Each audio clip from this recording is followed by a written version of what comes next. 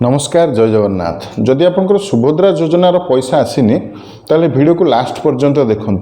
आज वीडियो रे मुझे केतटा इंपोर्टेंट चेकिंग विषय कहबी जोटा आप चेक कर निजे देखिए जे सही जिनस जदि आपंकर भूल थाए से सेटिंग जदि आपंकर भूल थाए ताहले आपन अकाउंट को पैसा आसी न थाई पारे। सो पूरा वीडियो स्टार्ट करवा। वीडियो स्टार्ट करने पूर्व छोट गोटे रिक्वेस्ट करी जब प्रथम थर आप चैनल विजिट करते दयाकर चैनल सब्सक्राइब कर आसतु पूरा वीडियो स्टार्ट करवा। सो फास्ट जिनस हूँ जो मैंने आपणकर फिंगर देते ओटीपी जरिया लॉगिन करते अप्लाई करते टंका जो फास्ट चेकिंग होता से आसाला किसी जनकर बिना ओटीपी करते एमती नुह जे बिना ओटीपी जो मैंने करते पैसा आसनी। सो ये कौन भूल हो पारे। सो फास्ट जिनस आप चेक करेंगे आपणकर जनसेवा केन्द्र बा मो सेवा केन्द्र को जाकि आप चेक करेंगे जे आपणकर केवाईसी कंप्लीट होईची कि हेनी। जदि केवाईसी कंप्लीट न होइतो ताले फास्ट केवाईसी आपण कंप्लीट करेंगे।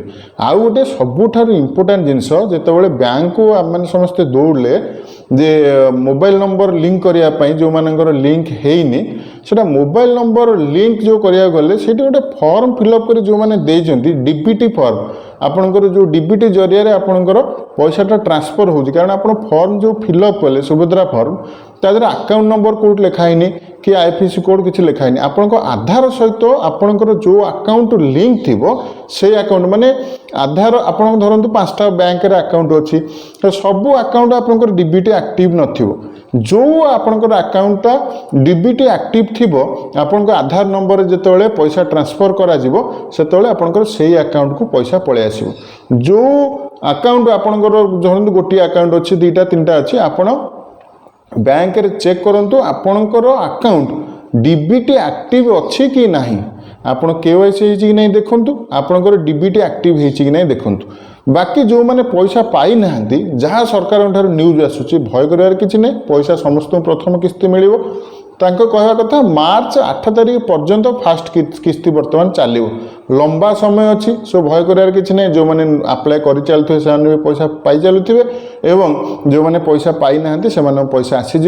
सो आप केवाईसी नहीं प्रॉपर्ली आप चेक करूँ बैंक को जातु बैंक को पचारे आप माने मोबाइल नंबर लिंक है कि नहीं पचारे आप पचारे मो अकाउंट रे डीबीटी एक्टिव अच्छी कि न अच्छी एनेबल अच्छी कि न अच्छी।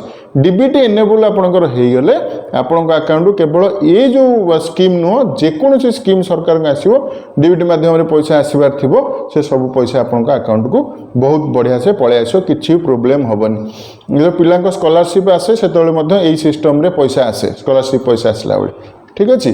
सो यहीटा को आप वेरीफाई करनी आप पैसा पलि आसो। सो फ्रेंड्स वीडियो यदि भल लगी था वीडियो लाइक करूँ चैनल को सब्सक्राइब करूँ। जय जगन्नाथ।